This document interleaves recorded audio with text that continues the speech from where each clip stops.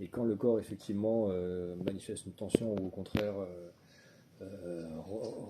regagne sa souplesse ou passe du vide à la plénitude ou inversement, des changements de polarité clairement perceptibles, sensibles dans le physique, ça entraîne aussitôt effectivement des liens, des éclaircissements, des conclusions logiques qui expliquent plein de choses qui jusqu'alors étaient absurdes, n'avaient pas de sens et qui étaient du coup toxiques et délétères et ainsi de suite.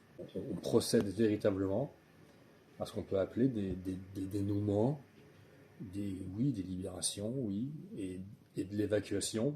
C'est simple, ça prend plein de détours et de sinuosités en fonction des situations, des souvenirs et des temps. Mais enfin, ça prend son sens. Au sens Et que c'est ça vrai, a c'est eu. ce qu'il avait bien dit tout à l'heure, qu'il y a des choses qui peuvent émerger, mais en même temps, ça s'évacue. Enfin, tu sais, Oui, comme s'il y avait des vieux souvenirs qui réapparaissaient, et puis qu'après, on peut les laisser de côté et ne plus y revenir. qui ont transmis leur message Ouais, ouais. et qui du coup peuvent disparaître en tant que porteurs en tant que messagers. Ouais. Et ça libère autant d'espace effectivement existentiel pour que bah, voilà, notre propre existence prenne sa place et que la lumière peut descendre dans la matière qui était jusqu'alors enténébrée, tout simplement. C'est impressionnant. Merci!